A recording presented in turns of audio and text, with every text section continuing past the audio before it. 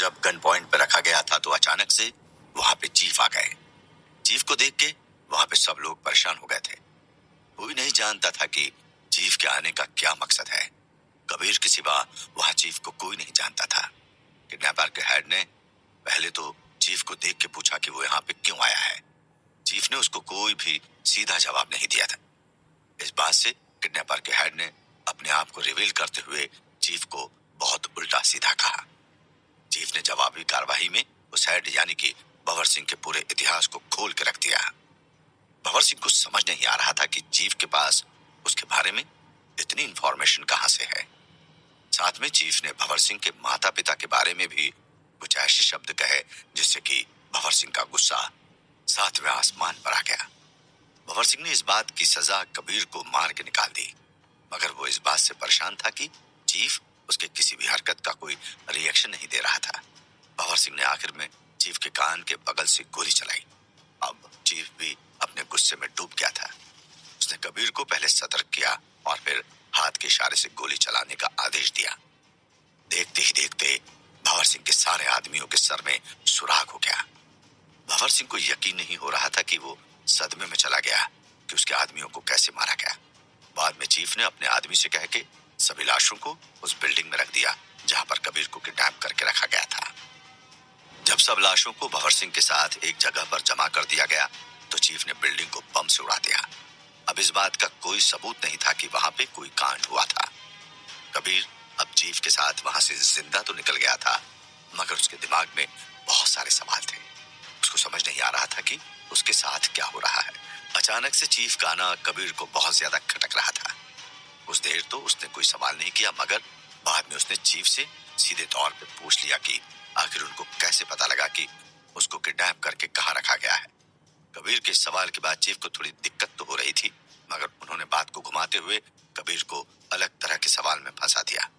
मैं बता दूंगा कि मैं तुम तक कैसे आया, मगर पहले ये बताओ कि कैसे हो और कैसी लग रही है ऑर्गेनाइजेशन के डिसिप्लिन्ड लाइफ के बाद की जिंदगी। चीफ ने कहा। वो कबीर को बातों में फंसाना चाहते थे, इसलिए जानबूझकर इधर उधर की बातें कर रहे थे। कबीर ने मुस्कुराते हुए कहा, जिंदगी तो जिंदगी है चीफ, जैसे जीना चाहे जी लो या जैसे मरना चाहो मर लो। तुम नहीं बदले कबीर, जैसे पहले हाजिर जवाबी थे वैसे ही आज भी हो। शायद यहाँ पर चीफ की आंखें धोखा खा रही है, कबीर ने कहा। वो भी चीफ के साथ माइंड गेम्स खेल रहा था। उसको पता था कि चीफ को ऐसे लोग पसंद नहीं है जो उनकी बात को काट दें। मुझे नहीं लगता है, पहले से बहुत ज्यादा दुबले हो गए। बॉडी स्ट्रक्चर से अब कॉन्फिडेंस की कमी लग रही है, चीफ ने कहा। वो कबीर पर ताना कस रहे थे। दोनों ही एक दूसरे को आजमाने की कोशिश कर रहे थे। नहीं बॉस, मेरे पास कुछ ऐसा है जो कि पहले नहीं था, कबीर ने मुस्कुराते हुए कहा। कबीर की इस बात को सुनकर चीफ का चेहरा काला पड़ गया। वो जानते थे कि कबीर किस बारे में बात कर रहा है, मगर उन्होंने खुद को कंट्रोल करते हुए कहा, हाँ जानता हूँ किस बारे में बात कर रहे हो, मगर सिर्फ उससे काम नहीं चलने वाला है। तुमने वो कहावत तो सुनी ही होगी, प्यार दुनिया का सबसे खतरनाक और आखिरी नशा है। देखो आज मेरा सबसे अच्छा अस्सासीन कैसा हो गया इस चक्कर में। जानता हूँ बॉस, आपके लिए इन बातों का कोई मतलब नहीं है, मगर आप तो जानते ही हैं दुनिया के इस आखिरी नशे को कोई ठीक नहीं कर पाया है। खैर, आपने मेरे सवाल का जवाब नहीं दिया, कबीर ने कहा। उसके जवाब में ये बात साफ दिख रही थी कि काजल को लेकर वो कितना ज्यादा पॉजिटिव था। कबीर का इशारा साफ था कि उसके प्यार से दूर रहो, नहीं तो कबीर माफ नहीं कर पाएगा। किस सवाल का कबीर? चीफ ने अनजान बनते हुए कबीर से पूछा। उनको तो पता ही था कि कबीर किस बारे में बात कर रहा है। आपको पता है चीफ, आप अच्छी एक्टिंग नहीं कर पाते हैं। मैं आपसे पूछना चाहता हूँ कि आपको मेरे बारे में कैसे पता चला? कबीर ने चीफ को उनकी बातें याद दिलाते हुए पूछा। कबीर के बारे में जितना बात करो उतना ही कम है। शेर अपने शिकार को छोड़ सकता है, मगर कबीर अपनी बात को नहीं। खैर सुनो अब अपना जवाब। मुझे तुम्हारे बारे में कल पता लगा कि तुमको किसी ने उठा लिया है। कल रात जब तुम अपने सारस्वत विला के बाहर लड़ रहे थे, तब मैंने सुना कि तुमको कुछ लोग किडनैप करके ले गए। इसके बाद मैंने अपने आदमियों को शिवेंद्र के साथ काम पर लगाया। मैंने कार्तिकेय को भी बुलाया था, मगर वो नहीं आया। बाद में मुझे पता लगा कि तुम यहाँ पर हो, चीफ ने कबीर को बताया। चीफ के जवाब से कबीर खुश तो नहीं था, मगर अभी उसके पास कोई ऑप्शन भी नहीं था कि वो चीफ की बात को काट सके। फिर भी कबीर ने अपने सवाल को और तीखा करते हुए चीफ से पूछा, लेकिन चीफ, आप इतने सही वक्त पे कैसे आए? ना पहले ना बाद में। कबीर, हम और तुम ऐसी दुनिया में रहते जहां पर सब कुछ सिविलाइज्ड लगता है, मगर ऐसा होता नहीं है। मेरा सही वक्त पे आना तुम्हारे किस्मत पे डिपेंड करता था। तुम किस्मत के धनी हो तो बच गए, चीफ ने कहा। वो अभी भी घुमा के बात कर रहे थे। अब मैं बचा हूं या बचाया गया हूं, ये कौन जानता है, मगर आपकी इंफॉर्मेशन के लिए बता दूं कि मुझे मारने के लिए नहीं, बचाने के लिए किडनैप कराया गया था, कबीर ने कहा। कबीर की बात को सुनकर अचानक से चीफ अलर्ट हो गए। उनको देख के ऐसा लग रहा था कि अचानक से कोई डर उनके ऊपर हावी हो गया हो। कबीर भी इस डर को नोटिस कर लेता है, मगर अभी कोई सवाल इस बारे में नहीं पूछता है। मगर ऐसा कौन कर सकता है, मुझे समझ नहीं आ रहा है। बचने के लिए कौन किडनैप कर सकता है? चीफ ने कहा। यही तो मुझे भी समझ नहीं आ रहा है कि कोई ऐसा क्यों करेगा। खैर, आपको किसी पे शक है क्या? कबीर ने पूछा। कबीर के सवाल को सुनकर चीफ कुछ पल के लिए शांत हो गए। उनको समझ नहीं आ रहा था कि क्या हो रहा है।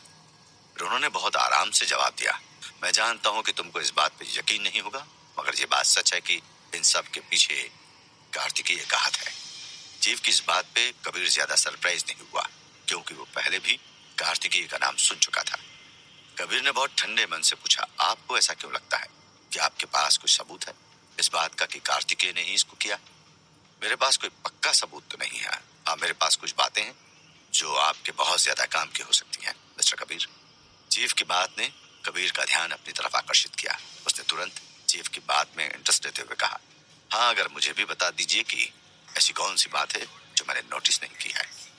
उस रात जब तुम सारस्वत परिवार के पास जा रहे थे तो कार्तिकेय ने ही तुमको बाहर जाने को कहा था। साथ में उस दिन तुम अपने ओरिजिनल गेटअप में भी नहीं थे, मगर फिर भी तुम पर हमला होता है। तुम किस्मत से वहां से बच के निकल जाते हो, और उसके कुछ देर बाद जब तुम भागने वाले थे तो तुमको किडनैप कर लिया जाता है।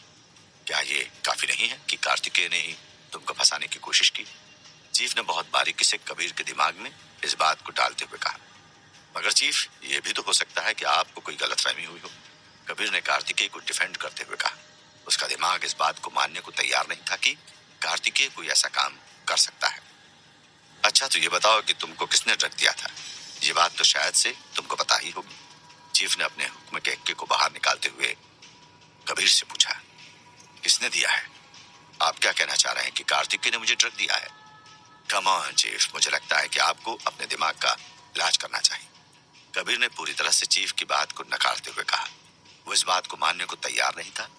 चीफ ने भी देखा कि अब कबीर को सबूत देना ही पड़ेगा, तो उन्होंने शिवेंद्र को कॉल लगा दिया और कबीर को खामोश रहने को कहा। हेलो शिवेंद्र। हाँ चीफ, कहिए, कैसे याद किया? शिवेंद्र ने कहा। अरे, वो कबीर के ड्रग वाला केस सॉल्व हुआ कि नहीं? चीफ ने पूछा। अभी कहाँ बॉस, कार्तिकेय सर ने कबीर सर को बहुत बड़ी मुसीबत में डाल दिया है, शिवेंद्र ने कहा। हाँ, क्या किया जा सकता है? चीफ ने कहा। कार्तिकेय सर ने एक तरह से धोखा दिया है कबीर सर को। बेचारे को पता भी नहीं है कि उसके साथ क्या हुआ है। वो तो कार्तिकेय सर को अपना शुभ चिंतक मानते हैं, शिवेंद्र ने कहा। इसके तुरंत बाद चीफ ने कॉल को काट दिया। शिवेंद्र की बातें सुनकर कबीर को बहुत बड़ा झटका लगा था। उसने कभी नहीं सोचा था कि कार्तिकेय इस तरह का काम कर सकता है, वो भी उसके साथ। दूसरी तरफ मास्टर जियो और कार्तिकेय को जब ये बात पता लगी कि मास्टर जियो के पुराने अड्डे पर बम ब्लास्ट हुआ है, तो दोनों के होश उड़ गए। उन लोगों को समझ नहीं आ रहा था कि वो किस तरह से इस सिचुएशन को डील करें। पहले घर के पास लाश मिली और अब पुराने अड्डे को किसी ने उड़ा दिया था। मगर पारस के कहने पर मास्टर जियो ने वहां जाकर खुद सब कुछ देखने का सोचा। दोपहर का वक्त हो रहा था। मास्टर जियो अपने काफिले के साथ उस जगह की निगरानी में आ गए जहां ये धमाका हुआ था। मौके पर आकर जब उन्होंने देखा तो उनके होश उड़ गए। ये जिस तरह का ब्लास्ट था, उससे तो साफ पता लगता था कि ये किसी ने जानबूझकर किया है। कार्तिकेय को भी ये बात बहुत ज्यादा अजीब लग रही थी कि अचानक से इस जगह को उड़ाने का क्या मतलब था। मास्टर जियो से जब उसने इस बारे में पूछा तो मास्टर जियो ने इस बात को कंफर्म कर दिया कि इस जगह से उनके अंडर काम करने वाले लोकल गैंग ऑपरेट करते थे। आखिरी इन्फॉर्मेशन जो मास्टर जियो के पास थी वो भंवर सिंह डोगरा ने ही दी थी। जब कार्तिकेय ने उसको कॉल लगाया तो उसका नंबर स्विच ऑफ बता रहा था। अचानक से साइड पे घूमते हुए कार्तिकेय को कबीर का ब्रेसलेट मिला। वो समझ गया कि कबीर को यहीं पे रखा गया था। उसने तुरंत से इस बात की जानकारी मास्टर जियो को दी। मास्टर जियो ने भी इसको पहचान लिया। अब वो और ज्यादा परेशान हो गए थे कि आखिर कबीर को यहाँ पे किसने रखा था। इससे पहले कि मास्टर जियो कुछ और सोचते, जली हुई बिल्डिंग की तरफ से उनके कुछ आदमी भागते हुए आए और उनको बताया कि अंदर हालत इतनी ज्यादा खराब है कि उनको पहचान पाना बहुत ज्यादा मुश्किल है। आसपास के लोगों ने भी जो कुछ देखा वो धमाके के बाद ही देखा है। किसी को नहीं पता था कि यहाँ क्या हुआ है। खैर, मास्टर जियो अब समझ गए थे कि उनका आदमी भंवर सिंह डोगरा अब इस दुनिया में नहीं रहा है। अंदर मिली हुई लाश भी उसके गैंग के मेंबर्स की हो सकती थी। पारस भी अब सब देख के समझ रहा था कि किसी ने डोगरा से किडनैपिंग करवाई और उसके बाद सबको मार दिया। मगर इन सब के साथ सवाल यह भी था कि कबीर जिंदा है या नहीं है। क्या कार्तिकेय कबीर तक पहुंच पाएगा? क्या होगा अब कबीर का रिएक्शन सच जानने के बाद? क्या चीफ ने कबीर को फंसाने के लिए किया है कोई नाटक? क्या मोड़ लेगी कहानी काजल और कबीर की?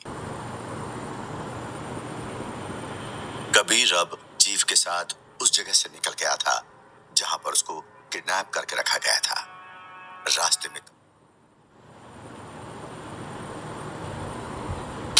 कबीर ने चीफ से सीधे तौर से पूछ लिया कि आखिर उसको कैसे पता लगा कि कबीर कहाँ है।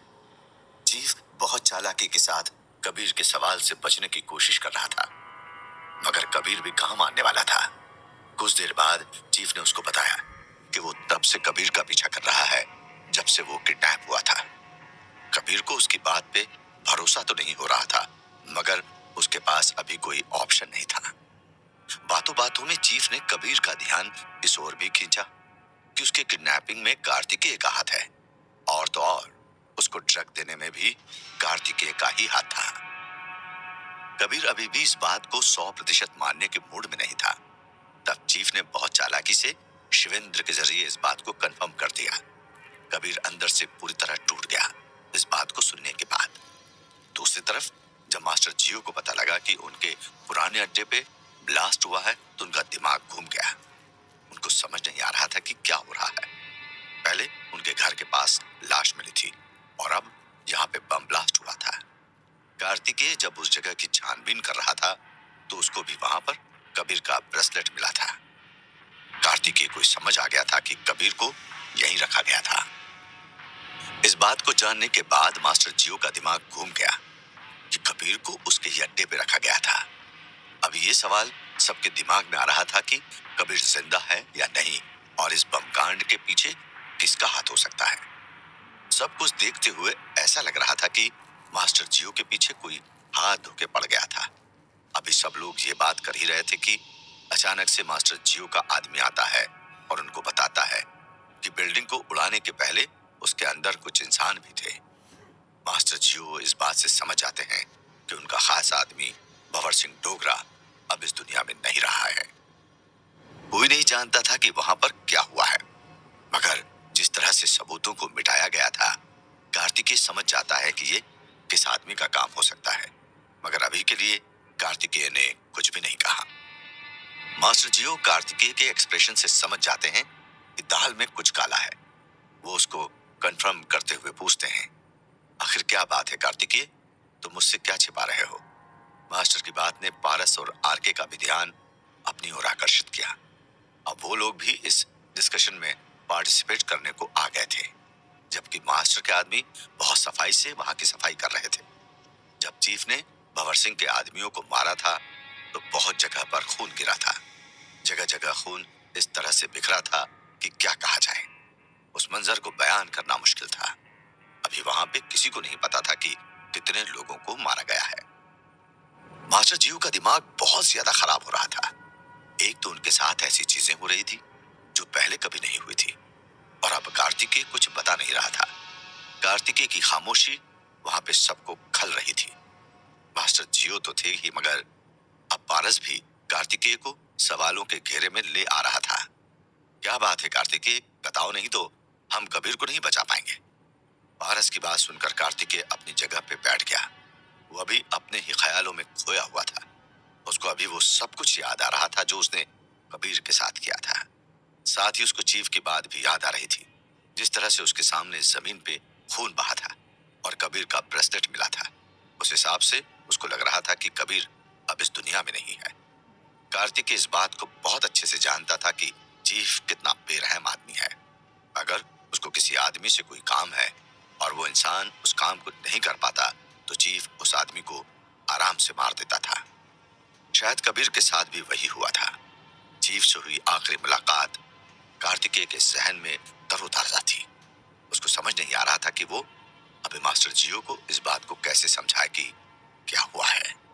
अपने अंदर के दुख और पछतावे में कार्तिकेय खुद में ही डूब रहा था। ऐसा लग रहा था कि वो असली की दुनिया को छोड़ अपने सपनों में चला गया है। मास्टर जियो को भी समझ नहीं आ रहा था कि क्या हो रहा है। पारस ने मास्टर जियो से इशारे में पूछने की कोशिश की, मगर उनके पास कोई जवाब नहीं था कि कार्तिकेय को क्या हुआ है। सिर्फ मास्टर जियो और पारस ही नहीं बल्कि आरके भी अब बहुत ज्यादा परेशान हो गया था। आखिर में जब आरके से बर्दाश्त नहीं हुआ तो उसने कार्तिकेय से पूछ लिया कि क्या बात है। वो कार्तिकेय के पास गया और उसके कंधे पर हाथ रखते हुए बोला, कार्तिकेय क्या बात है? तुमको आज से पहले इतना परेशान नहीं देखा मैंने। आखिर बात क्या है? आरके को अपने सामने देख के कार्तिकेय एक पल के लिए चौंक गया। उसकी आंखों में बहुत से सवाल थे, मगर जवाब देने की हिम्मत नहीं थी। उसने खुद को संभालते हुए कहा, हम जिसको बचाने की कोशिश कर रहे हैं शायद से वो इंसान अब इस दुनिया में नहीं है। कार्तिकेय की बात को सुनकर आरके को झटका लगा। उसको समझ नहीं आ रहा था कि वो इस बात पे कैसे रिएक्ट करे। मास्टर जियो भी इस बात को समझ नहीं पाए थे। उन्होंने तुरंत कार्तिकेय से पूछा, तुम सोच रहे हो कि तुम क्या बात कर रहे हो? हाँ मास्टर, मैं जानता हूँ कि मैं क्या बात कर रहा हूँ, कार्तिकेय ने कहा। उसका उदास लहजा सब कुछ बयान कर रहा था। मास्टर जियो को वैसे तो कार्तिकेय की बात पे यकीन नहीं हो रहा था, मगर जब वो उसके सामने गए तो उनको कंफर्म हो गया कि कार्तिकेय सही कह रहा है। कार्तिकेय के आंखों से बहते आंसू उसको ये बता रहे थे कि कार्तिकेय के शब्द सही हैं। तुम इतना यकीन के साथ कैसे कह सकते हो? कबीर कोई बच्चा नहीं है कि कोई भी उसको यूं ही मार दे, पारस ने पूछा। कोई नहीं जानता था कि क्या हो रहा है। पारस की बातों में कबीर के रिस्पेक्ट दिख रही थी। उसको जिसने मारा है वो कोई बच्चा नहीं है, वो बाप है, बहुत गुस्से वाला बाप। कार्तिकेय जो भी बात है साफ साफ कहो। जैसे कि तुम बता रहे हो ऐसा कुछ हुआ है तो यकीन करो ये मेरी जिंदगी की सबसे बड़ी हार होगी, मास्टर जियो ने गुस्से और अफसोस के मिश्रित लहजे में कहा।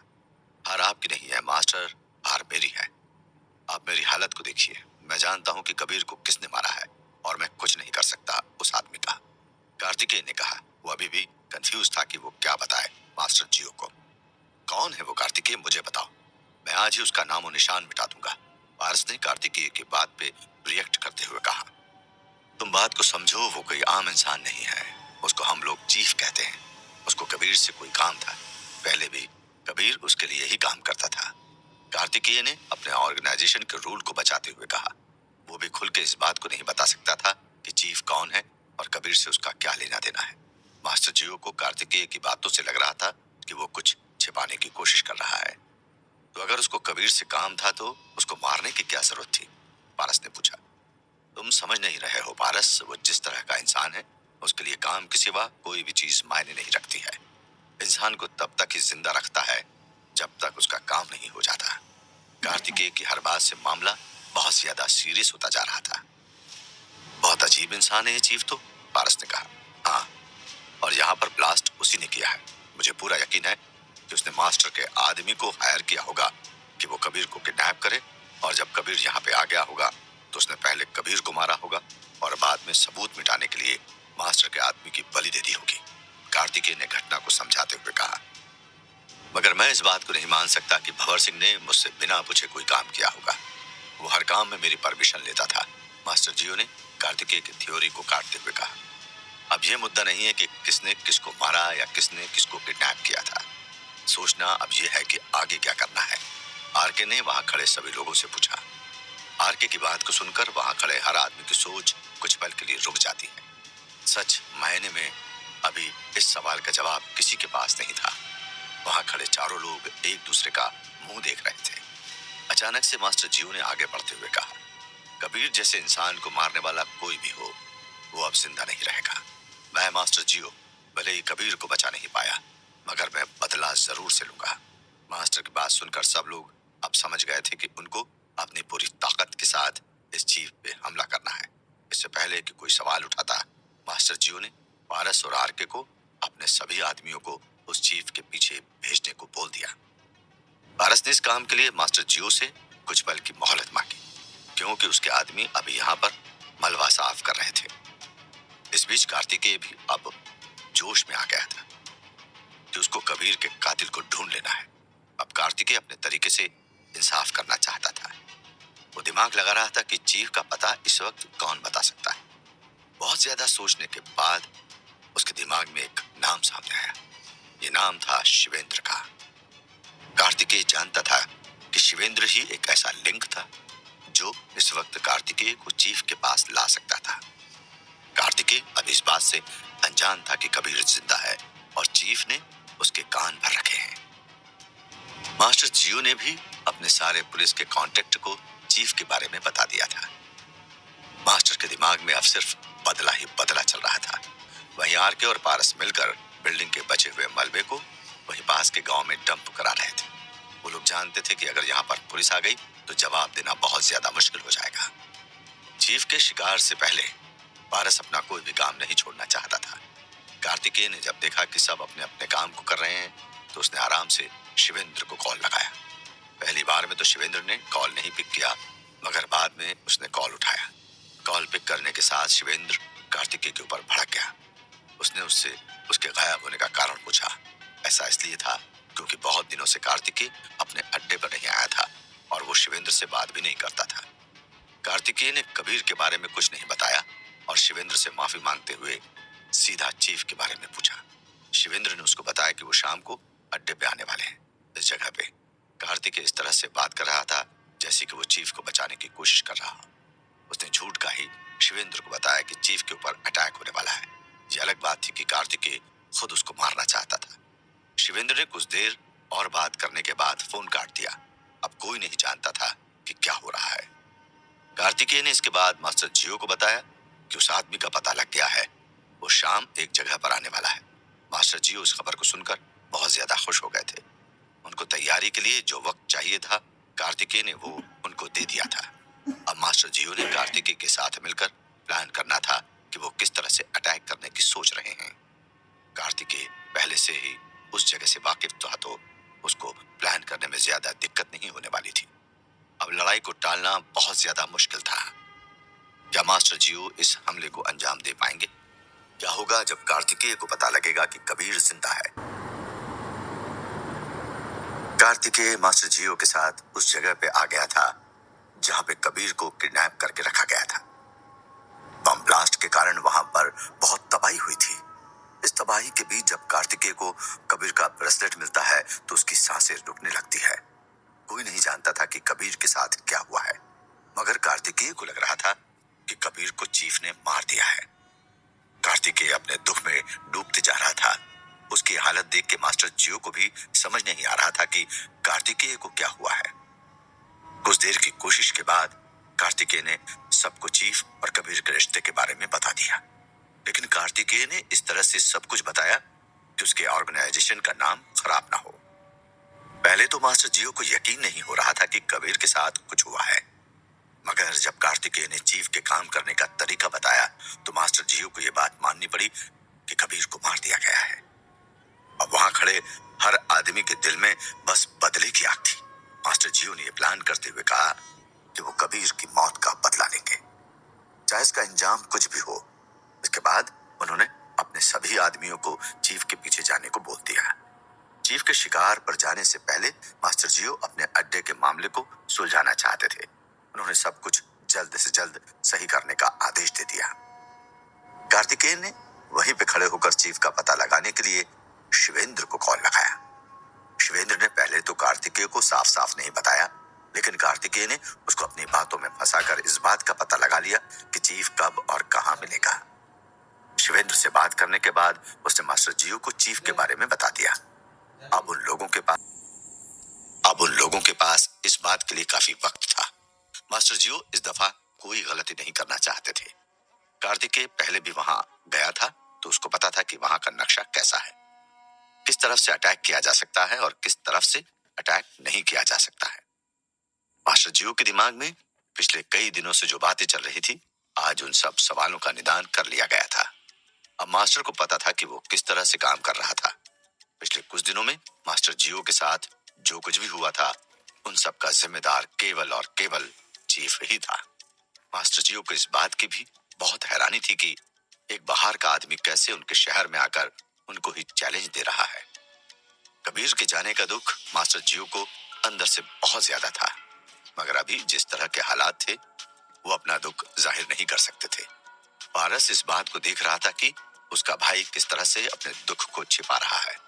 उसका भी मन किया कि वो अपने भाई से बात करे, मगर वो नहीं चाहता था कि उसके भाई ने जिस हिम्मत को बांध रखा है वो सबके सामने टूट जाए।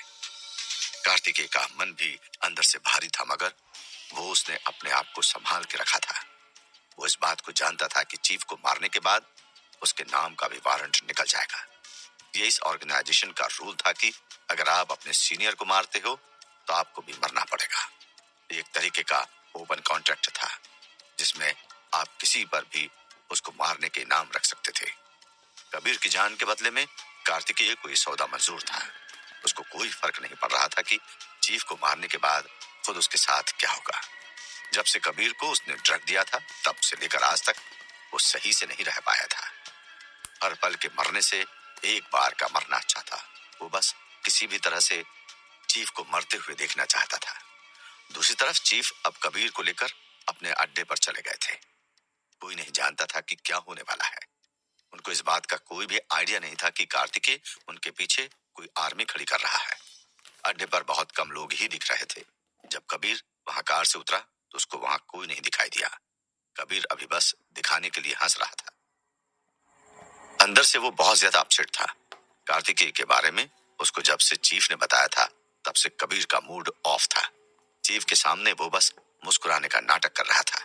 रास्ते में आते हुए कबीर ये तो समझ गया था कि चीफ ने उसकी मदद यूं ही नहीं की है।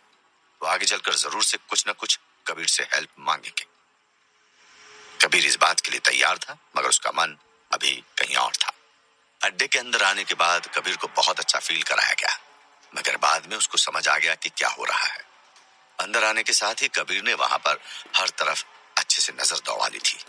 चीफ ने कबीर के लिए कुछ अच्छे कपड़े और खाने का इंतजाम पहले से कर रखा था। कोई नहीं जानता था कि क्या हो रहा है। अड्डे पे जो आदमी पहले से मौजूद थे वो भी नहीं जानते थे कि कबीर को चीफ किस लिए लेकर आए हैं। जैसा कि चीफ की आदत थी वो जरूर से सामने वाले का मन टटोलते थे। रास्ते में बात करके उन्होंने कबीर के दिमाग में शक पैदा कर दिया था कि कार्तिकेय ने उसको फंसाया है। अब चीफ वो रास्ता ढूंढ रहे थे जिससे कबीर के शक को पक्का आयाम मिल जाए, मगर अभी ऐसा कुछ नहीं मिल रहा था। शिवेंद्र भी कार्तिकेय से बात करने के बाद अब अड्डे पे लौट आया था। वो चीफ को बताना चाहता था कि कार्तिकेय ने बताया है कि उनकी जान को खतरा है। वो जैसे ही भागते हुए अंदर आया उसने पाया कि चीफ कबीर के साथ कॉफी का मजा उठा रहे हैं। उन्होंने उनको वहां टोकना चाहा, मगर चीफ ने इशारे में उसको अभी खामोश रहने को कह दिया। शिवेंद्र ने इसके बाद कोई हिमाकत ना करते हुए चीफ को कबीर के साथ अकेला छोड़ देना ही बेहतर समझा। वो जिस तरह आया था उसी तरह वहां से बाहर निकल गया। चीफ अब कबीर की तरफ फिर से आते हुए पूछते, और मिस्टर कबीर अब आगे करने का क्या इरादा है? कबीर चीफ के सवाल के लिए अभी तैयार नहीं था। उसने गहरी सांस लेते हुए कहा, मेरा मन तो कर रहा है कि मैं सबसे पहले कार्तिकेय से मिलूं। क्या करने का इरादा है? मार डालोगे उसको? चीफ ने कहा। वो कबीर का टेस्ट कर रहे थे। कबीर भी उनके स्वभाव से परिचित था, तो उसने चीफ को उनके लैंग्वेज में ही समझाते हुए कहा, आपको क्या हुआ है? मुझे समझ नहीं आ रहा है। मैं क्या करूंगा क्या नहीं करूंगा इस बात को आप मुझ पर ही छोड़ दीजिए। वो तो मैं जानता हूँ कि कबीर को किसी की मदद की जरूरत नहीं है, मगर अभी की हालत को देखते हुए तो मेरे सवाल का मतलब नहीं समझ पाए। चीफ ने अपनी कॉफी को टेबल पर रखते हुए कहा। मैं समझा नहीं कि आप किस तरफ इशारा कर रहे हैं चीफ? कबीर ने पूछा। मैं तुमसे ज्यादा कार्तिकेय से परेशान हो गया। ये तुमको बताना जरूरी है क्योंकि तुमने ही कार्तिकेय को अपनी जगह पर बैठाया था। तुम्हारे जाने के बाद वो बहुत ज्यादा बदमिजाज हो गया। बात इतनी ज्यादा बिगड़ गई कि मुझे इंडिया आना पड़ा। यहाँ आया तो पाया कि कार्तिकेय तुम्हारे पीछे पड़ा हुआ है। अब बताओ, जैसा कि तुम जानते हो मैं कार्तिकेय को मार नहीं सकता हूँ। हमारे ऑर्गेनाइजेशन का रूल ही ऐसा है, मगर तुम उसको आराम से मार सकते हो क्योंकि तुम अब ऑर्गेनाइजेशन में नहीं आते हो। चीफ की लंबी कहानी से कबीर को कोई खास मतलब नहीं था, मगर वो जानता था कि चीफ अभी जो कुछ बोल रहे हैं वो सही है। कबीर चीफ की बात का क्या जवाब दे? उसको समझ नहीं आ रहा था कि वो मानता था कि कार्तिकेय ने गलत काम किया है, मगर कार्तिकेय ने एक वक्त में कबीर का बहुत साथ भी दिया है। सबसे मजेदार बात यह थी कि कार्तिकेय ने कितनी दफा कबीर की मदद की है। इस बारे में चीफ को कोई आइडिया नहीं था। कोई नहीं जानता था कि क्या हो रहा है। कबीर कार्तिकेय को मारने से पहले उससे बात करना चाहता था, क्योंकि उसको अंदर से लग रहा था कि चीफ के सवाल जवाब में कोई ना कोई बात बची हुई है। कबीर की खामोशी अब चीफ को खल रही थी। चीफ भी इस बात को समझ रहे थे कि अगर कबीर बहुत ज्यादा देर तक सोचने लगा तो उसका इरादा कमजोर हो सकता है। उन्होंने तुरंत कबीर को टोकते हुए कहा, सोच गहरी हो जाए तो फैसले कमजोर हो जाते हैं। कबीर, सोचने से ज्यादा करने का सोचो। हाँ चीफ, मैं वही सोच रहा हूँ। मुझे पता है कि ज्यादा सोचने से क्या होता है, कबीर ने कहा। तब बताओ अब कार्तिकेय को किस तरह से दबोचना है, चीफ ने पूछा। वो कबीर के दिमाग को कार्तिकेय के पास से जाने नहीं देना चाहता था, इसलिए बार बार वो कार्तिकेय का नाम ले रहा था। सोचना क्या है, अब वो मेरा शिकार है। मैं जानता हूँ कि उससे मुझे कैसे निपटना है। आप तो मुझे जानते हैं, मैं कोई भी काम यूं ही नहीं किया करता हूँ। कबीर एक तरह से चीफ को बता रहा था कि उसको किसी की जरूरत नहीं है, वो कार्तिकेय से खुद निपट सकता है। इन सब से दूर कार्तिकेय अब मास्टर जियो के साथ मिलकर प्लान तैयार कर रहा था कि उसको चीफ पर कैसे हमला करना है। मास्टर जियो ने 100 से अधिक आदमियों को जमा किया था।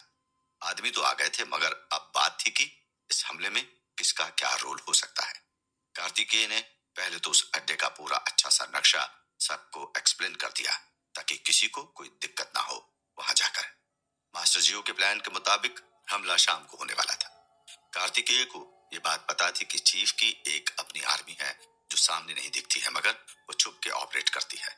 मास्टर जियो के प्लान के लिए सबसे बड़ा खतरा यही लोग थे। अगर किसी तरह से इन लोगों को काउंटर कर लिया जाए तो प्लान को एग्जीक्यूट करना बहुत आसान हो जाएगा।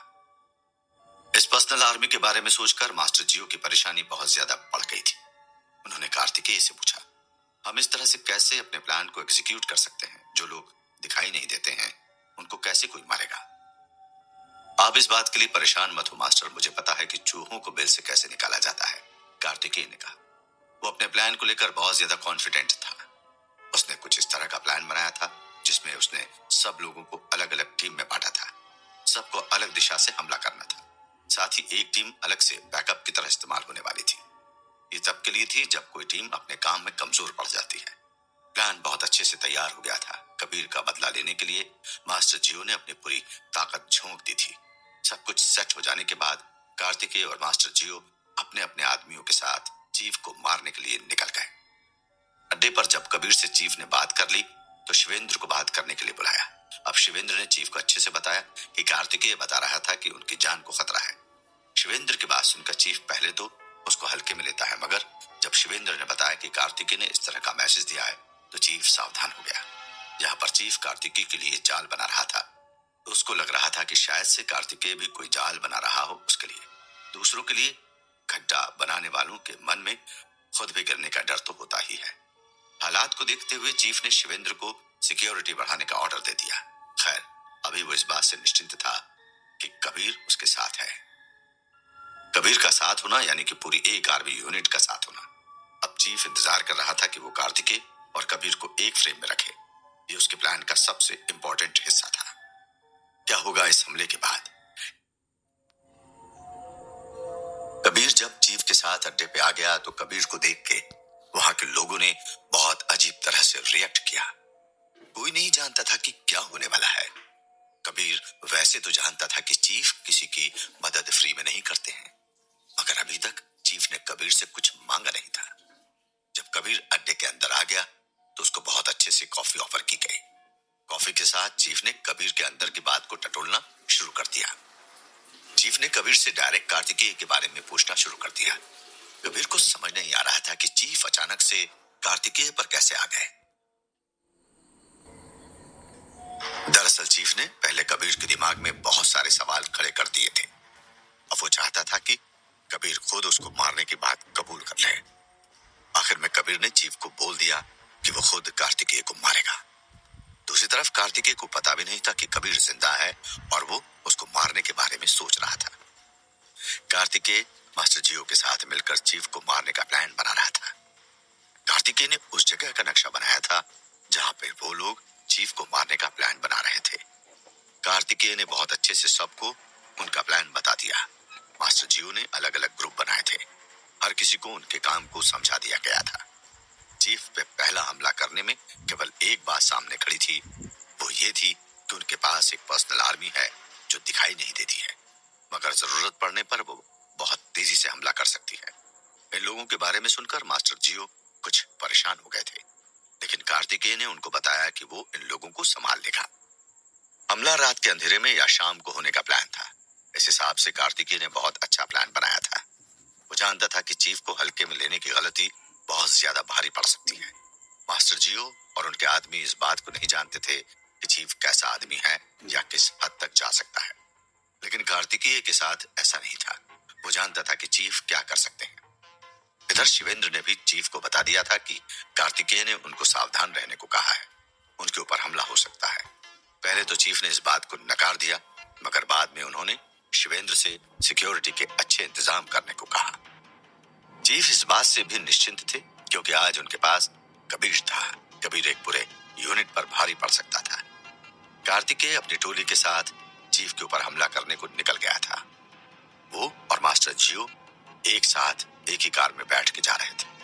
कार्तिकेय इस बात को जाहिर नहीं कर रहा था, मगर उसको डर था कहीं पुलिस इन सब के बीच कोई दखल ना दे। इस बात को देखते हुए मास्टर जियो ने पहले ही पुलिस को इस घटना के बारे में इन्फॉर्म कर दिया था। अच्छी बात यह थी कि चीफ और शिवेंद्र का अड्डा जंगल के पास पड़ता था। जंगल के पास होने के कारण कोई नहीं था जो इस बात से इनकार कर देता कि गोलीबारी की आवाज जंगल में शिकार करते हुए आई होगी। ये एक तरह से बचने का तरीका है। वैसे तो पुलिस ने कहा था कि वो मामले को संभाल लेगी, मगर पुलिस ने साथ में मास्टर जियो को दो बातों का ध्यान रखने को कहा था। पहली ये कि कोई लाश नहीं मिलनी चाहिए, और दूसरी ये कि बम का इस्तेमाल नहीं होना चाहिए। मास्टर जियो ने पुलिस को यकीन दिलाया था कि उनकी बातों का पूरा ध्यान रखा जाएगा। शाम का वक्त हो गया था। जैसा कि कार्तिकेय का प्लान था, सब लोग अड्डे से 400 मीटर की दूरी पर ही उतर गए थे। इसके बाद सब टीम को आगे बढ़ते हुए सबको लाइन से मारते जाना था। बैकअप टीम पीछे से हमला करने वाली थी और जरूरत के हिसाब से खुद को दूसरी टीम में मिलाने को भी तैयार थी। कार्तिकेय ने सब मोहरों को बहुत नाप तौल के सेट किया था। उसने आज तक कबीर के साथ जितने भी ऑपरेशन किए थे, उन सब का निचोड़ वो इस्तेमाल कर रहा था। मास्टर जीव ने वैसे तो सबको कहा था कि कोई भी अपनी जान की परवाह नहीं करेगा, मगर कार्तिकेय ने सबको बचा के लाने का भी वादा किया था। हालांकि ऐसा बहुत मुश्किल से ही होता, मगर कार्तिकेय किसी का मनोबल तोड़ना नहीं चाहता था। हमला करने के पहले कार्तिकेय ने सब लोगों को एक जगह पर जमा किया और मिशन को बहुत ठंडे दिमाग से पूरा करने को कहा। मास्टर जियो इस बात से खुश थे कि कार्तिकेय उनके आदमियों के साथ बहुत अच्छे से कोऑर्डिनेट कर रहा था। कार्तिकेय ने इस बार बहुत अच्छे से स्नाइपर को भी रखा था। सबसे पहले कार्तिकेय खुद आगे जाने वाला था। उसको वहां पर सब कोई जानता था, इस कारण से उसका वहां जाना किसी को तकलीफ नहीं देता। कार्तिकेय धीरे धीरे आरके के साथ आगे बढ़ने लगा। मास्टर जियो को लड़ाई में शामिल होने को मना किया गया था। वो बाहर से बैठ के ड्रोन कैमरे से सबकी पोजीशन को मॉनिटर करने वाले थे। कार्तिकेय का ग्रीन सिग्नल मिलने पर मास्टर जियो सब टीम को आगे भेजने वाले थे। कोई नहीं जानता था कि क्या होने वाला है, लेकिन सबको आज किसी भी कीमत पर कबीर के कातिल को मारना था। कार्तिकेय जब आगे बढ़ रहा था तो उसने पाया कि जगह जगह पर मिट्टी गीली है। आरके ने इस बारीकी पर ध्यान नहीं दिया था। वो आराम से आगे बढ़ रहा था। कार्तिकेय समझ गया कि वहां ऊंचे पेड़ों पर चीफ की प्राइवेट आर्मी बैठी हुई है। उसको अब बहुत ज्यादा खुशी हो रही थी कि उसने आराम से बिना कोई शोर किए सब लोगों का पता लगा दिया था। वो आगे बढ़ते हुए मास्टर जियो को मोबाइल पर मैसेज भी भेज रहा था। इन मैसेज में उसने उन लोगों के बारे में लिख दिया था जो अभी जंगल में बैठे थे। जैसा कि उनकी पोजीशन थी, कार्तिकेय समझ गया था कि उनके स्नाइपर भी जरूर से होंगे और ये लोग पीछे से हमला करने वाले हैं। कार्तिकेय ने मास्टर जियो को बता दिया कि वो अकेले ही चीफ की प्राइवेट आर्मी को मार देगा। बस उन लोगों को कैसे भी सामने लाना था। पेड़ पे बैठे हुए लोगों का शिकार करना बहुत ज्यादा मुश्किल था। पारस को कार्तिकेय का प्लान अच्छा नहीं लग रहा था। वो बार बार अपने बड़े भाई मास्टर जियो से आगे बढ़कर उन ऊपर टंगे लोगों पर हमला करने को कह रहा था, मगर मास्टर जियो को कार्तिकेय के प्लान पर भरोसा था। आगे के खतरे को देखते हुए मास्टर जियो पारस को आगे जाने की परमिशन नहीं दे रहे थे। कार्तिकेय जब अड्डे के मुख्य दरवाजे तक गया तो उसको तलाशी के लिए रोक दिया गया। वहीं कुछ दूर पर चीफ भी अंदर बैठा हुआ था। उसने जैसे ही कार्तिकेय को देखा, वो समझ गया कि अब उसका प्लान पूरा होने वाला है। कार्तिकेय को उसने बिना तलाशी के अंदर आने को बोल दिया। चीफ के कारण कार्तिकेय बहुत आराम से अंदर की तरफ आ गया। अंदर आने के साथ कार्तिकेय ने मास्टर जियो को मैसेज सेंड किया, ऑल ओके। इस मैसेज का मतलब था कि वो अंदर आ गया है। अब आप अपने आदमियों को पोजीशन लेने को कहो। कार्तिकेय के साथ आरके को देख के चीफ कुछ सोच में पड़ गया, क्योंकि अड्डे अड्डे पर किसी नए आदमी को लाने की परमिशन नहीं थी, मगर अभी कार्तिकेय की जरूरत थी तो चीफ ने उसका बहुत मुस्कुराते हुए वेलकम किया। मेरे शेर कैसे हो, कहाँ थे अब तक? चीफ के मुंह से ऐसी बात सुनकर कार्तिकेय को पहले बहुत अजीब लगा, मगर उसने खुद को संभालते हुए कहा, कहीं नहीं चीफ, मुझे इन्फॉर्मेशन मिली है कि कोई आपको मारना चाहता है। क्या बात कर रहे हैं, मुझे तो ऐसा नहीं लगता। चीफ ने उसका मजाक बनाते हुए कहा। चीफ को देख के कार्तिकेय का खून उबल रहा था। उसका मन कर रहा था कि वो किसी भी तरह से चीफ की गर्दन को अपने हाथों से उखाड़ दे, मगर आरके ने उसको रोक के रखा था। मेरी इन्फॉर्मेशन पक्की है चीफ, आपकी जान को खतरा है, आप ऐसे खुल के ना बैठे, कार्तिकेय ने गुस्से में कहा। कमाल करते हो, मुझे तो लगा था कि तुम ही मुझे मारने आए हो, मगर तुम तो कह रहे हो कि मुझे कोई और मारना चाहता है। चीफ की बातें अब कार्तिकेय बर्दाश्त नहीं कर पा रहा था। उसने आखिर में सीधे तौर पर पूछ लिया, आपने कबीर को क्यों मारा चीफ? मुझे इस बात का जवाब चाहिए। कार्तिकेय के इतने सीधे सवाल से चीफ को बहुत झटका लगा। चीफ जानता था कि कबीर पीछे से सब बातें सुन रहा है। साथ ही चीफ ये भी जानता था कि कार्तिकेय ने अगर ये बता दिया कि कबीर को ड्रग देने की परमिशन उसने ही दी थी तो उसके पूरे खेल पर पानी फिर जाएगा। अब यहाँ पर चीफ को कुछ समझ नहीं आया तो उसने आगे बढ़कर कार्तिकेय के मुंह पर एक जोर का तमाचा मार दिया। वो कार्तिकेय का ध्यान इस बात से हटाना चाहता था कि कबीर को किसके कहने पर ड्रग दिया गया था। चीफ की हरकत ने कार्तिकेय को बहुत ज्यादा परेशान कर दिया। जिस गुस्से को वो बहुत मुश्किल से कंट्रोल कर रहा था, उसको चीफ ने हवा दे दी थी। कार्तिकेय ने मार खाने के बाद अचानक से पलटा और चीफ को बहुत जोर का किक मारा। चीफ अपनी जगह से उड़ के 2 मीटर पीछे जाकर लकड़ी के टेबल पर गिर गया। इससे पहले कि कार्तिकेय चीफ की ओर धुलाई करता, आरके ने उसको रोक दिया। कबीर अभी भी छिपकर सब सुन और देख रहा था। कार्तिकेय को हाथ उठाता देख के चीफ के सब आदमी सतर्क हो जाते। चीफ दर्द में तड़प रहा था। कार्तिकेय ने उसको आगे बढ़ के कहा, अगर कोई तुम्हारा काम नहीं करना चाहे तो तुम उसको मार ही दोगे। ये कहाँ का नियम है चीफ? कबीर मेरे लिए भगवान के बाद आता था। आपको नहीं पता है आपने मुझसे मेरा क्या छीन लिया है। कार्तिकेय की बात को सुनकर कबीर अब बहुत ज्यादा कंफ्यूज हो रहा था। उसको समझ नहीं आ रहा था कि कार्तिकेय उसके लिए लड़ रहा है या सिर्फ नाटक कर रहा है। उसने इस बात का फैसला आगे के वक्त पर छोड़ दिया। बाहर आर के बहुत मुश्किल से कार्तिकेय को रोक पा रहा था।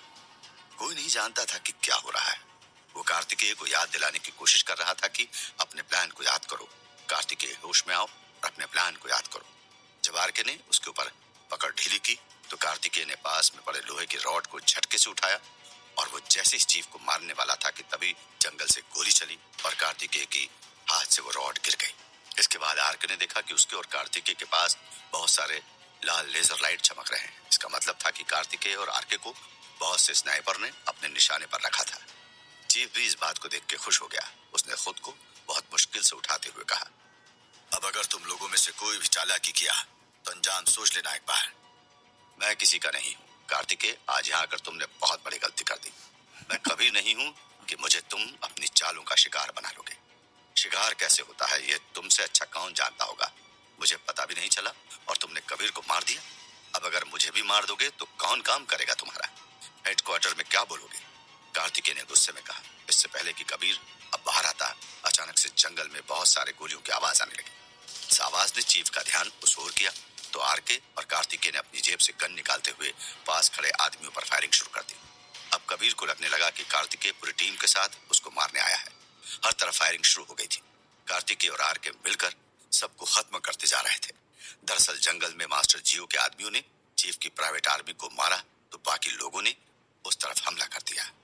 इससे पहले कि चीफ और शिवेंद्र को समझ आता, पारस ने तीसरी तरफ से हमला करके सबको चौंका दिया। चीफ बहुत बुरी तरह से कंफ्यूज हो गया था कि कौन किस तरफ से हमला कर रहा है। जो लोग पास की पहाड़ी पर थे उनको मास्टर जियो के स्नाइपर ने पहले ही शूट कर दिया था। हालात को देखते हुए कबीर भागते हुए अंदर गया और खुद को तैयार करने लगा। अब वो भी इस लड़ाई में शामिल होने जा रहा था। इस नाजुक मोड़ पर कबीर देगा किसका साथ? क्या कार्तिकेय कबीर को समझा पाएगा? कार्तिकेय चीफ के अड्डे पर आ गया था। उसने पहले खुद को आगे जाने का फैसला किया था ताकि वो मास्टर जियो को सबके पोजीशन के बारे में बता सके। वो जब आगे बढ़ रहा था तो उसको सूखे जंगल में कहीं कहीं गीली मिट्टी मिली। वो समझ गया कि चीफ के आदमी ऊपर पेड़ पर बैठे हुए हैं। उसने अभी इस बात पर ध्यान नहीं दिया और आगे बढ़ता गया। हालांकि उसने मैसेज के जरिए बहुत से लोगों की इंफॉर्मेशन मास्टर जियो को दे दी थी। जब कार्तिकेय अड्डे पर गया तो उसकी बहस शुरू हो गई। चीफ को डर था कि कार्तिकेय कबीर के सामने ये राज न खोल दे कि उसने ही उसको कबीर को ड्रग देने को कहा था। इस बीच चीफ ने कार्तिकेय को मारा भी था, मगर जब कार्तिकेय उसको मारने गया तो चीफ के आदमियों ने उसको निशाने पर ले लिया। अब कार्तिकेय और मास्टर जियो के लिए काम आसान हो गया था। अब उनको पता था कि क्या होने वाला है। जब सबकी पोजीशन क्लियर हो गई तो मास्टर जियो ने हर तरफ से हमला बोल दिया। चीफ ने इसकी उम्मीद नहीं की थी। अड्डे के अंदर से कार्तिकेय और आरके लड़ रहे थे और बाहर से मास्टर जियो और पारस लड़ रहे थे। चीफ अब हर तरफ से लड़ रहे थे, वहीं कबीर अभी इस लड़ाई से दूर था। चीफ और कार्तिकेय की बातें सुनकर भी वो समझ नहीं पा रहा था कि कौन सही है और कौन गलत है। अब उससे बर्दाश्त नहीं हुआ। उसने अपने आप को लड़ाई के लिए तैयार कर लिया। हर तरफ हवा में बारूदी महक भर गई थी। इस महक ने कबीर के अंदर के फाइटर को जगा दिया था, मगर अभी उसका दिमाग बहुत ज्यादा कंफ्यूज था। वो अभी ये डिसाइड नहीं कर पा रहा था कि वो किसकी तरफ से लड़ेगा। कुछ पल सोचने के बाद उसने अभी चीफ का साथ देने का फैसला किया, क्योंकि उसने ही उसको किडनैपर के पास से निकाला था। कबीर बाहर निकलता उससे पहले ही चीफ अंदर की तरफ आ गया। उसकी हालत बहुत ज्यादा खराब थी। उसको पैर पर गोली लगी थी, मगर अभी के लिए कोई नहीं जानता था कि क्या हो रहा है। कबीर ने बाहर निकलने से पहले चीफ को सहारा देना बेहतर समझा। उसने उसको कंधों से पकड़ के अंदर की मेज पर बैठा दिया। चीफ बहुत ज्यादा दर्द में था। कबीर उसको रिलैक्स करने की कोशिश कर रहा था, मगर उसका कोई असर होता हुआ दिख नहीं रहा था। कबीर, मेरी बात सुनो। हम हर तरफ से घिर गए हैं। हमारा निकलने का कोई रास्ता नहीं है। समझ रहे हो ना कि तुमको क्या करना है? चीफ ने दर्द में तड़पते हुए बोला। वो कबीर को उकसा रहा था कि वो हथियार उठा ले। चीफ, आप फिक्र मत करो। जब तक मैं जिंदा हूं आप परेशान मत हो। आपको कोई भी नहीं मार सकता है। कबीर ने चीफ के जख्म पर कपड़ा बांधते हुए कहा। लगातार चलती गोलियों की आवाज में बात करना बहुत ज्यादा मुश्किल हो गया था। कोई नहीं जानता था कि क्या होने वाला है। देखा तुमने कबीर, कार्तिकेय के सर पर किस तरह से खून सवार है। मैंने कहा था ना तुमसे कि अब कार्तिकेय वो कार्तिकेय नहीं है, चीफ ने कहा। वो कबीर को कंट्रोल करने की कोशिश कर रहे थे। बस कैसे भी करके कबीर कार्तिकेय के खिलाफ हो जाए। चीफ, एक बात बताओ, कार्तिकेय आपको मुझे मारने के इल्जाम पर क्यों मार रहा था? आपने कहा मुझे मारा है? कबीर ने पूछा। उसके दिमाग में अभी भी यही बात चल रही थी। अरे मैंने कहा ना कि उसका दिमाग खराब हो गया है। वो नाटक कर रहा है। वो तुमको मारने आया है। तुम अभी उसके माइंड गेम्स को समझ नहीं पा रहे हो, चीफ ने कहा। अब चीफ को लग रहा था कि कबीर के दिमाग में उसके खिलाफ शक हो गया है। उसने तुरंत से दर्द में तड़पने का नाटक शुरू कर दिया कि कबीर उससे कुछ पूछ ना सके। कबीर उसकी हालत को देख के भागता हुआ अंदर की तरफ गया और वहां से पेन किलर लेकर आया। इंजेक्शन के बाद चीफ कुछ नॉर्मल हुए थे। वहीं बाहर कार्तिकेय और मास्टर जियो के आदमी बहुत अच्छी तरह से अड्डे को घेर रहे थे। पहले जितने भी आदमी दूर दूर तक फैले हुए थे वो सब अब अंदर की तरफ आ गए थे। पारस ने दो तरफ से अड्डे को पूरी तरह से घेर लिया था। करीब आधे घंटे में ही लड़ाई एक तरफा हो गई थी। कार्तिकेय और आरके बाहर से आते हुए आदमी को बैकअप दे रहे थे। कार्तिकेय का प्लान भी यही था कि हमला सरप्राइज होना चाहिए ताकि कोई भी कुछ कर ना पाए। इन सब के बीच शिवेंद्र अपने मौके की तलाश में लगा हुआ था। वो केवल कार्तिकेय को निशाना बना रहा था, क्योंकि कार्तिकेय के मरने के बाद उसकी जगह आराम से उसको मिल सकती थी। कार्तिकेय को यह बात पता नहीं थी कि शिवेंद्र उसके खिलाफ लड़ रहा है। कार्तिकेय ये तो जानता था कि उसका प्लान बहुत अच्छे तरीके से एग्जीक्यूट हो गया है, मगर अभी भी बहुत सारा काम बचा हुआ था। उसका मेन टारगेट यानी कि चीफ अभी भी जिंदा था। कार्तिकेय के बगल वाली लकड़ी के तख्तों के पास आरके भी लड़ रहा था। कार्तिकेय ने उसको आवाज देते हुए पूछा, आरके, अब क्या किया जाए? लड़ाई तो हमने बहुत अच्छे से कर ली है, मगर अभी हमारा मेन टारगेट जिंदा है। तब क्या सोचा है? उस चूहे को बिल से बाहर कैसे लाया जाए? आरके ने पूछा। उसको समझ नहीं आ रहा था कि चीफ कहाँ भाग गया है। मुझे लग रहा है कि मुझे अंदर की तरफ जाना पड़ेगा, तभी हम उस चूहे को बाहर निकाल सकते हैं, कार्तिकेय ने कहा। वो इस बात से भी कॉन्फिडेंट था कि उसको अंदर का पूरा नक्शा पता था। कार्तिकेय को यह बात पता नहीं थी कि मास्टर जियो भी उसकी बातें सुन रहा है। उसने कार्तिकेय की बात को पहले बहुत अच्छे से सुना, उसके बाद समय रहते उसको रोकते हुए कहा, हेलो कार्तिकेय, मैं मास्टर बात कर रहा हूँ। तुम अकेले अंदर नहीं जाओगे। तुम मेरी बात समझ रहे हो? तुम अंदर नहीं जाओगे। कार्तिकेय ने मास्टर जियो की बात को सुन लिया था, मगर वो उसको मानने को तैयार नहीं था, क्योंकि वो जानता था कि अगर आज चीफ उसके हाथ से निकल गया तो शायद वो कभी भी उस तक नहीं पहुंच पाएगा। आरके ने भी मास्टर जियो की बात को सुना। उसने तुरंत कार्तिकेय से कहा, सुना मास्टर क्या कह रहे हैं? तुमको अंदर नहीं जाना है, समझ रहे हो ना? आर के, मेरी बात का यकीन करो दोस्त, अगर आज वो कुत्ता हमारे हाथ से निकल गया तो हम कभी भी उसको दोबारा नहीं ढूंढ पाएंगे। वो आज ही मरेगा और मैं उसको मारूंगा। कबीर की मौत का बदला मैं उससे लूंगा। इतना कह के कार्तिक ने जैसे ही ऊपर उठने की कोशिश की, अचानक से अड्डे की दाहिनी तरफ से उस पर हमला हो गया। क्योंकि कार्तिकेय को गोली नहीं लगी थी, मगर वो समझ गया था कि वो किसी भी कीमत पर आगे नहीं बढ़ पाएगा।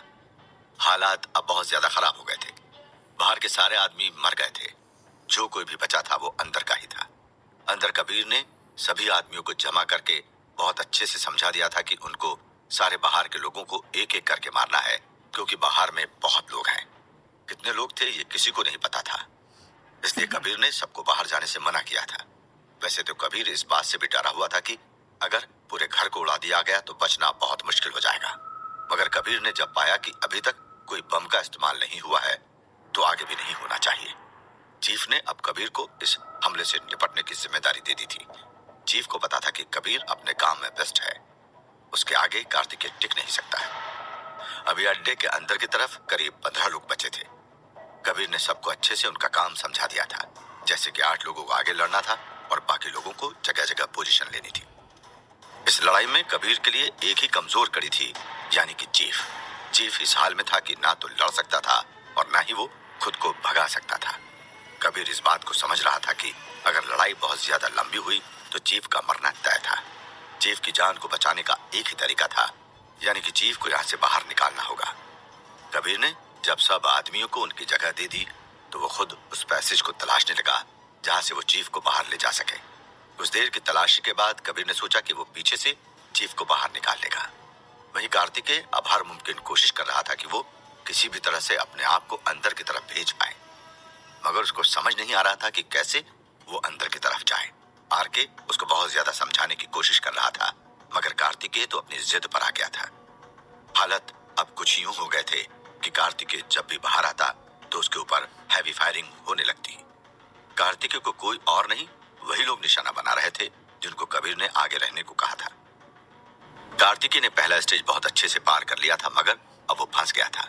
आर के उसको कवर भी दे रहा था, मगर वो आगे नहीं बढ़ पा रहा था।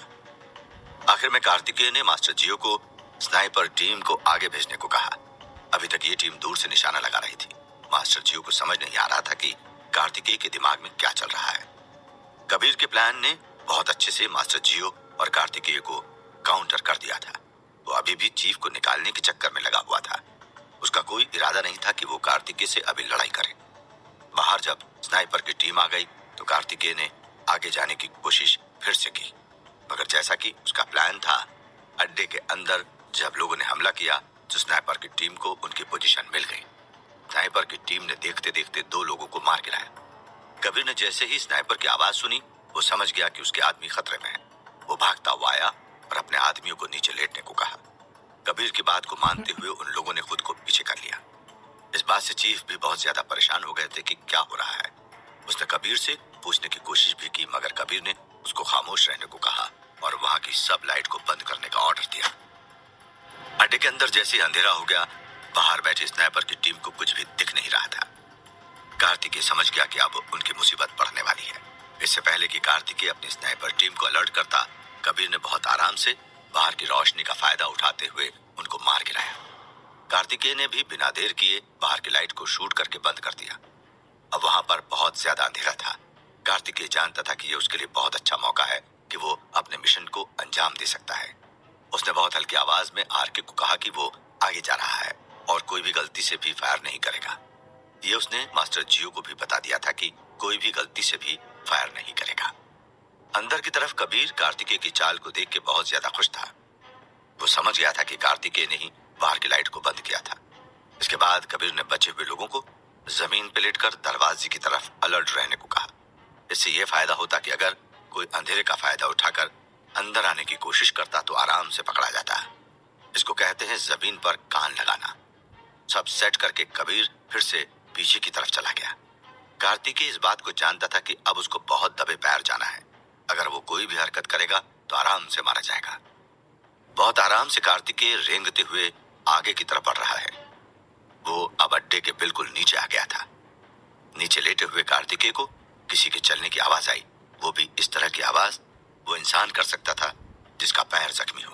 कार्तिकेय समझ गया कि ये चीफ है जो बाहर भागने की कोशिश में है। कार्तिकेय ने तुरंत पारस को पीछे की तरफ हमला करने को कहा।